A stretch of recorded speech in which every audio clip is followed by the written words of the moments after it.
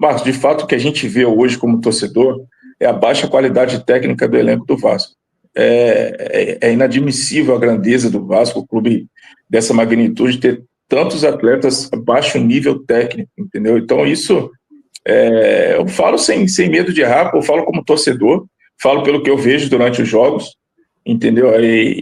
É muito complicado você ter jogadores que não constroem, não fazem uma bola de fundo, não fazem um cruzamento adequado, e é sempre uma mesma jogada de sempre, bola no Piton na área, o Verratti briga lá e se vira.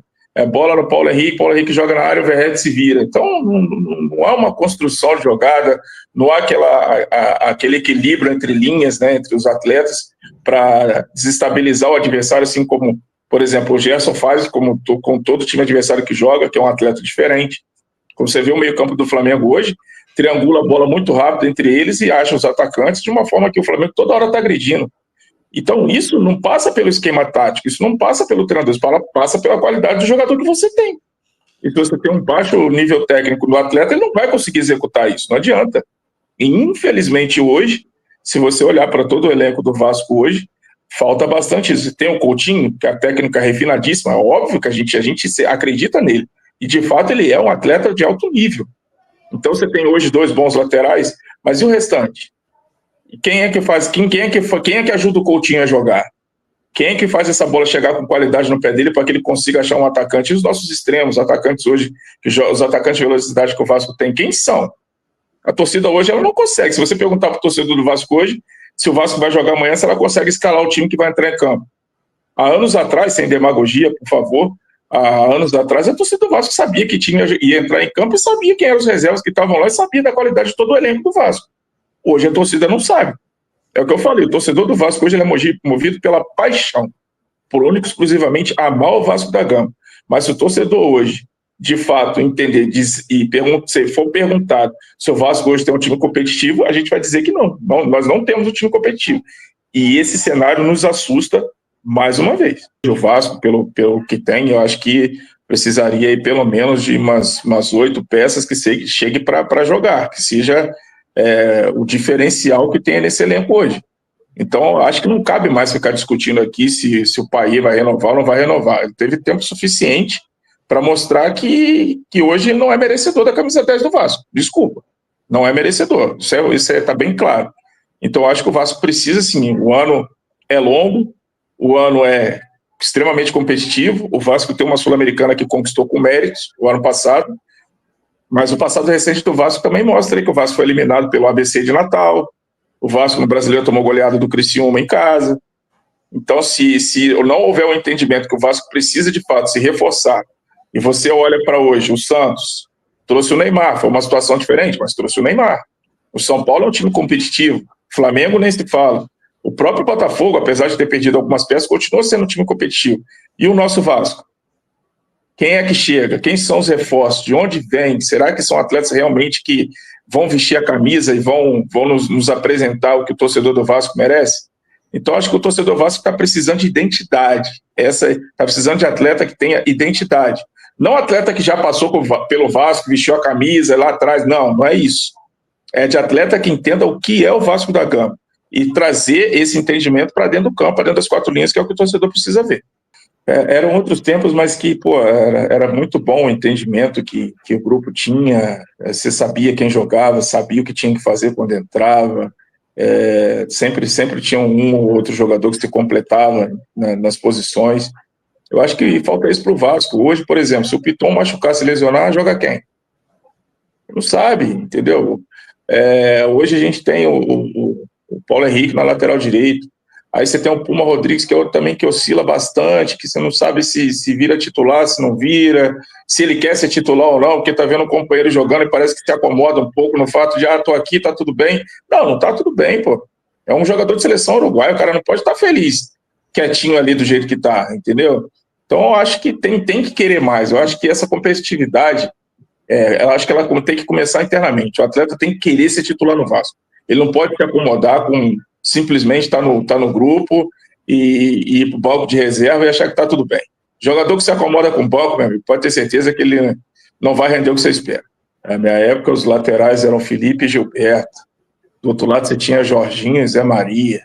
Você tinha Nasa, Amaral, Juninho Pernambucano, Juninho Paulista. No ataque, você tinha Viola, Romário, Euler, Edmundo, chegou depois para o Mundial. Então, meu irmão, se a gente for falar sobre isso aqui, é até pecado. Mas são outros tempos. Então, os tempos de hoje do Vasco, eu acho que precisa resgatar um pouco disso, cara.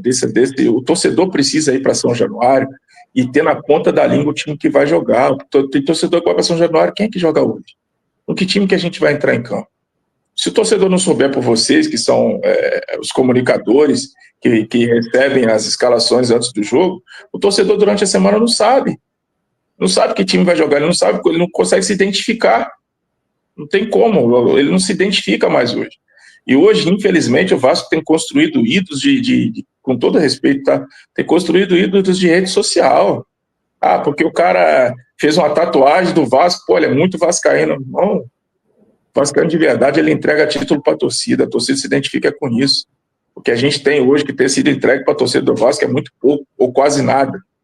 Entendeu? Porque o torcedor vascaíno merece mais. Ele sabe, ele é apaixonado. O Vasco é uma das maiores torcidas do país. Não pode estar dessa forma do jeito que está. Então você não pode ver Inter caiu, voltou e olha o Internacional hoje. Corinthians caiu, voltou, olha o Corinthians hoje. Palmeiras caiu, voltou, olha o Palmeiras hoje. O Vasco caiu 4 vezes e continua assombrando sua torcida. 4 vezes e a torcida continua naquela interrogação em que parte da tabela nós vamos terminar o campeonato esse ano. O torcedor do Vasco hoje vive assim, não pode ser. É grande demais para muito pouco, entendeu, Marco? Então, a pergunta que eu acho que todo torcedor vascaíno, assim como eu, se faz é: que Vasco a gente vai ter em 2025 a partir de agora, quando começa o Brasileiro, daqui a alguns dias? Que Vasco a gente vai ter? O que vai ser nos apresentado? Porque Campeonato Brasileiro, todo mundo entra em tom de igualdade, mas a gente sabe quem são, como você falou, né? Olha o time do Cruzeiro hoje. Cruzeiro, se você pegar o time do Cruzeiro hoje, tem o Gabigol lá, mas se você for analisar o elenco como um todo, não tem aquela estrela que você possa dizer, pô, esse aqui, tipo, o mesmo parâmetro do Neymar, por exemplo. Vai ser um time extremamente competitivo. Olha o Atlético Mineiro com o Hulk, desde quando o Hulk chegou, o Atlético Mineiro é uma realidade. E o Vasco? O que a gente pode esperar mais um ano?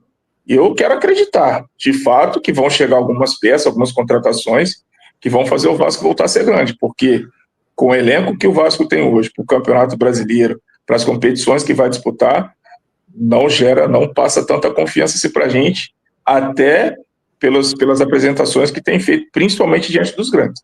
Então, essa identidade, essa camisa que está atrás de você, essa cruz de malta, ela tem um peso muito grande, os atletas precisam entender isso. Então, assim, o último título brasileiro do Vasco é 25 anos atrás e eu estava lá. O que eu comemorei depois disso? O que eu comemorei? Eu comemorei uma Copa do Brasil em 2011, se eu não me engano, 2012. Uma Copa do Brasil de lá para cá, só rebaixamento, a gente conversando, o Vasco só ladeira abaixo, motivo de chacota o tempo todo, o Vasco não ganha um clássico, há não sei quanto tempo que o Vasco não é campeão brasileiro, não é campeão disso, não é campeão daquilo. E é como você falou, o Vascaíno vai passando a se contentar com uma Sul-Americana, comemora como se fosse um título, conquistar uma vaga na Sul-Americana. Então, assim, ontem a gente viu o Corinthians saindo de uma pré-Libertadores, por exemplo, assistiu o jogo todo ontem. O estádio inteiro, o time foi eliminado, o estádio inteiro bateu palmo porque viu a entrega dos jogadores. Mas o Corinthians perdeu a classificação lá, tomar 3 gols fora de casa, a classificação foi perdida lá. Então ele tinha por obrigação vencer o jogo em casa. Foi o que o time fez, faltou um gol para levar para os pênaltis. Mas esse tipo de identidade que os atletas do Corinthians criam com o seu torcedor, eu acho que falta no Vasco. Para esse Vasco voltar a ser grande, é esse tipo de identidade que tem que acontecer.